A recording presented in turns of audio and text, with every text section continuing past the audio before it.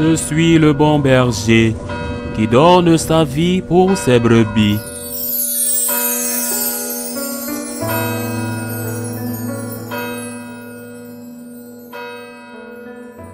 En ce temps-là, Jésus marchant vers Jérusalem, traversait la région située entre la Samarie et la Galilée. Comme il entrait dans un village, 10 lépreux vinrent à sa rencontre. Ils s'arrêtèrent à distance et lui crièrent: « Jésus, Maître, prends pitié de nous. » À cette vue, Jésus leur dit: « Allez vous montrer aux prêtres. » En cours de route, ils furent purifiés. L'un d'eux, voyant qu'il était guéri, revint sur ses pas en glorifiant Dieu à pleine voix. Il se jeta face contre terre aux pieds de Jésus en lui rendant grâce. Or, c'était un Samaritain. Alors Jésus prit la parole en disant: « Tous les 10 n'ont-ils pas été purifiés? Les 9 autres, où sont-ils? » Il ne s'est trouvé parmi eux que cet étranger pour revenir sur ses pas et rendre gloire à Dieu. Jésus lui dit: « Relève-toi et va, ta foi t'a sauvé. »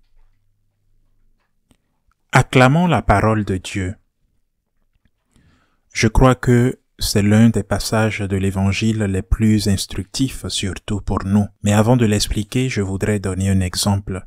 Un père ou une mère qui dit à son enfant: « Tu dois étudier », et l'enfant ne veut pas. Ou alors, il préfère jouer à la PlayStation, aux jeux vidéo, dans la rue, avec ses amis. Mais il faut étudier, et l'enfant ne veut pas. À qui la faute?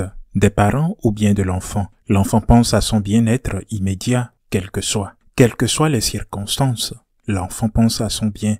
Il veut être avec ses amis. Il dit à ses parents qu'il ne veut pas étudier. Mais c'est bon pour lui. Mais pour les parents, non. Les parents veulent que l'enfant étudie. Ça demande des efforts. Mais c'est bon pour l'enfant, selon les parents. Les parents se disent peut-être: si mon enfant est médecin, ingénieur, avocat, architecte, plus tard il pourra nous aider davantage. Pense-t-il au bien-être de l'enfant? Et l'enfant ne s'en rend pas compte. Et tout ce que les parents lui disent lui revient à la tête, mais il ignore tout. Au contraire, il les rejette en plus de tout. Cela nous arrive, et cela arrive aussi à ceux qui nous aiment, que nous ignorons si souvent. Et cela arrive si souvent aussi à notre attitude envers Dieu, à notre relation avec Dieu. Je me suis souvent demandé, quelle est la pédagogie de Dieu? Saint Jean le dit si bien: Dieu nous a aimés le premier. Telle est la pédagogie de Dieu.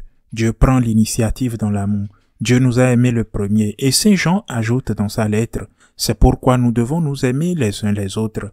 Dieu nous a aimés le premier. Il a pris l'initiative et nous devons lui rendre son amour par l'amour. L'amour pour Dieu, l'amour de la gratitude, car il a pris l'initiative et nous a aimés le premier par amour. Et nous, par amour pour Dieu, nous devons aimer aussi le prochain.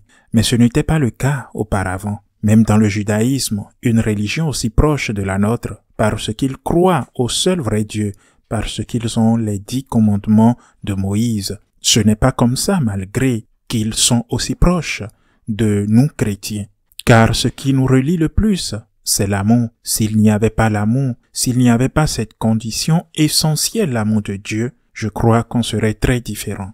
Certes, nombreux étaient ceux qui aimaient Dieu, nombreux, mais ce qui leur était demandé était le respect de Dieu et l'observance de certaines lois. Et ça dans le judaïsme. Mais dans notre religion, il y a un pas de plus. Non seulement nous devons respecter Dieu, non seulement nous devons obéir aux commandements en signe de respect, mais la venue du Fils de Dieu, son incarnation, son enseignement, sa mort et sa résurrection ne visent pas à accroître la crainte de Dieu. Cela suffisait dans le monde juif.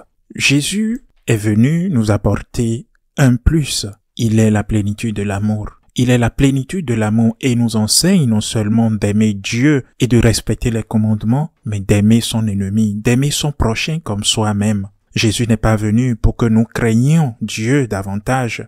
Jésus est venu pour que nous aimions Dieu.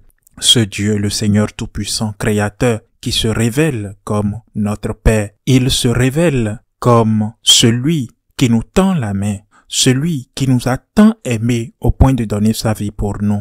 L'amour engendre l'amour, disons-nous. Là où il n'y a pas d'amour, mais de l'amour, et tu trouveras de l'amour, disait Saint Jean de la Croix. Dieu a placé l'amour et a le droit de le trouver. Voilà la pédagogie de Dieu. Mais quel est son intérêt? Pourquoi le fait-il? Pourquoi Dieu veut-il que nous l'aimions? Pourquoi cherche-t-il quelque chose pour lui-même? Dans l'une des préfaces que nous prions avant le canon de consécration, la 4e préface du temps ordinaire, la préface commune, il est dit que chacun commence par dire le juste et nécessaire, pour te rendre grâce, Seigneur Dieu Tout-Puissant.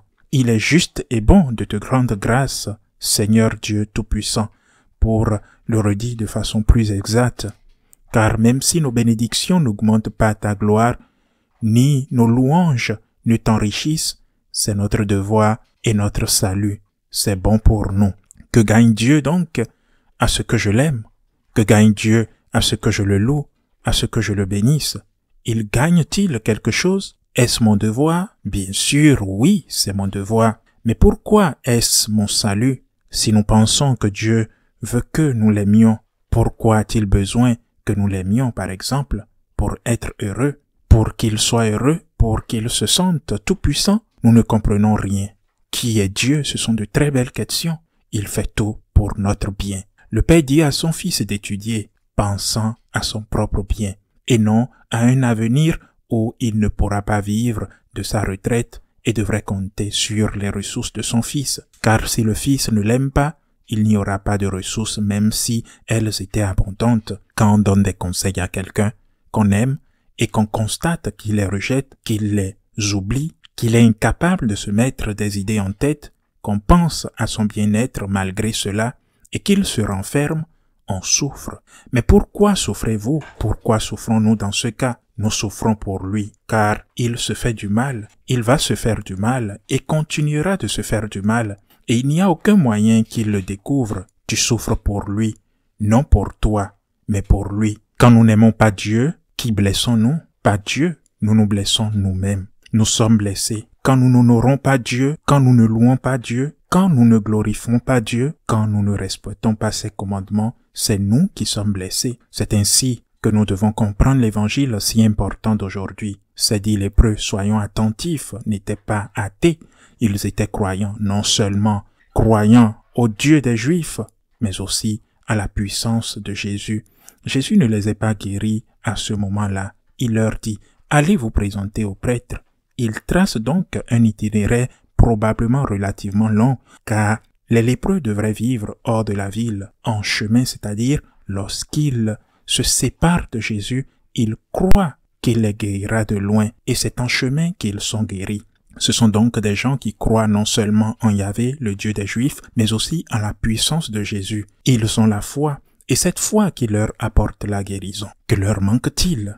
On a souvent dit, surtout ces derniers temps, qu'il y a un processus. La foi, l'humilité, la confiance, la gratitude. Ils ont la foi, ils ont confiance, mais ils n'ont aucune gratitude. Un seul d'entre eux est revenu sur les 10. Un seul est revenu. Et que se passe-t-il? Celui qui revient rencontre Jésus, le remercie, le visage contre terre, dit-il, avec humilité. Et Jésus demande, où sont les 9 autres? Tristes pour eux, bien sûr, car Jésus, qui est Dieu, n'a pas besoin de nos louanges ni de nos bénédictions. Mais cet homme revient, ce lépreux revient pour rendre gloire à Dieu et lui dit merci par gratitude. Mais Jésus n'est pas triste pour ce lépreux qui est revenu.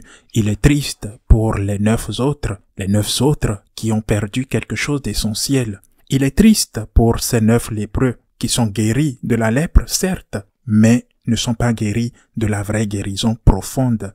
Il dit donc à ce lépreux reconnaissant, lève-toi, va, ta foi t'a sauvé. Il ne dit pas ta foi t'a guéri, car ce lépreux était déjà guéri. Ta foi t'a sauvé. La foi en la puissance de Dieu l'avait guéri, certes, comme les 9 autres, et maintenant il dit ta foi t'a sauvé et non guéri. Alors qu'au début, Jésus parlait de guérison, et maintenant il parle de salut, c'est-à-dire la guérison de l'âme, le salut de l'âme. C'est beaucoup plus profond. La gratitude guérit votre âme, non pas parce que Dieu a besoin de votre gratitude, mais parce que c'est vous qui en avez besoin. Ce n'est pas Dieu. Vous ne rendez pas service à Dieu en disant merci. Vous ne rendez pas service en disant merci à Dieu. La gratitude est un chemin vers la guérison spirituelle, un chemin vers la guérison, un chemin vers le bonheur, un chemin pour voir le bon côté de la vie et ne pas se laisser écraser par ce qui ne va pas.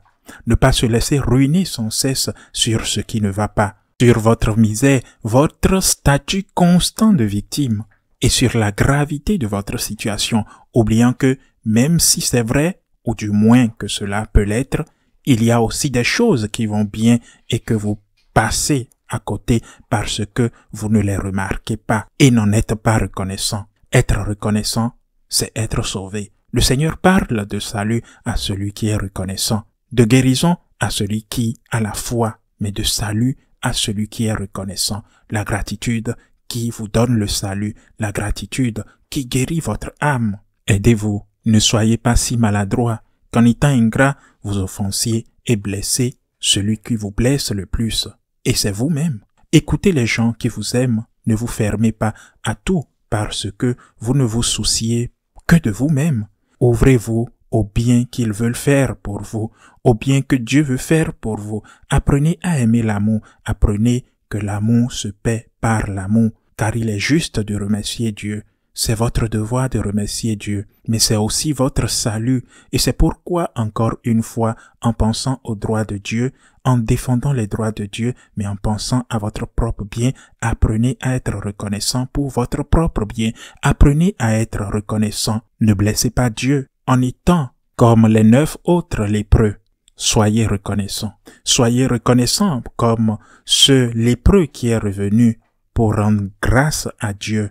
Soyez reconnaissants, chers frères et sœurs. Si vous n'êtes pas reconnaissants, vous vous faites du mal.